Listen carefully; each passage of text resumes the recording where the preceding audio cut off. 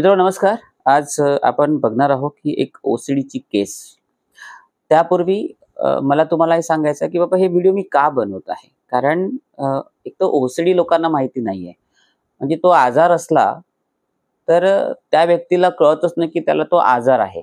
घरच्यांना पण कळत नाही आणि त्याच्यामुळे काय होतं की मग तो अननेसेसरी तो व्यक्ती सफर होतो आणि त्याच्यामुळे त्याचं लाईफ मग सफर होतं. मग आता या व्यक्तीचं लाईफ कसं सफर झालं ते आता आपण बघूया. म्हणजे तो आता 37 वर्षाचा आहे, अजून लग्न झालेलं नाही, कारण त्याला ते थॉट्सच परत-परत त्रास देतोय. तर ते थॉट्स काय आहे ते आपण बघूया.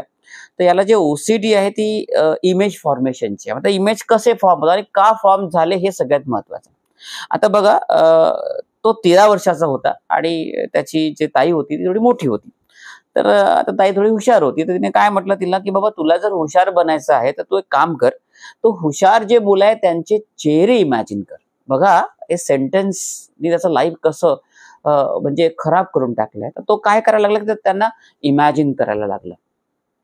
आता ते इमॅजिनेशनमुळे त्याला फायदा तर झाला 1 वर्षानंतर, पण ते पॅटर्न बनलं आणि मग काय व्हायला लागलं, की तो ज्यालाही बघतो ते चेहरे त्याच्या माइंडमध्ये बनायला लागले.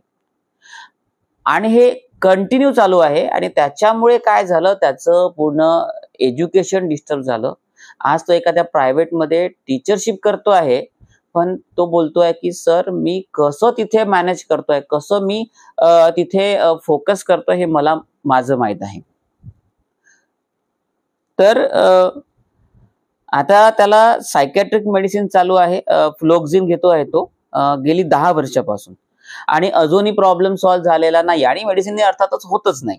आता मला तुम्हाला हे सांगायचं आहे की त्याची ट्रीटमेंट मी चालू केली आहे हिप्नोथेरपीनी आणि 3 ते 4 सेशन झालेले आहे. त्याला आता हळू रिलॅक्सेशन होत आहे आणि हळू तो 5 ते 6 महिन्यामध्ये तो ठीक होऊन जाईल. तर अशा प्रकारचं असतं ओसीडी. का झालं याच्यावर विचार करा. असे प्रॉब्लेम खूप लोकांना आहे, सोल्युशन माहीत नाही.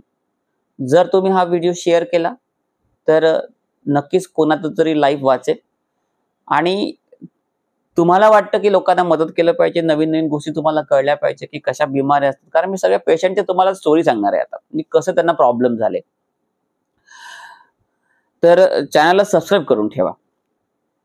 थोडासा हे व्हिडिओ बोर असतात, पण नक्कीच लोकांचे जीवन वाचवणारे आहेत. तर भेटूया आपण नेक्स्ट व्हिडिओमध्ये. धन्यवाद.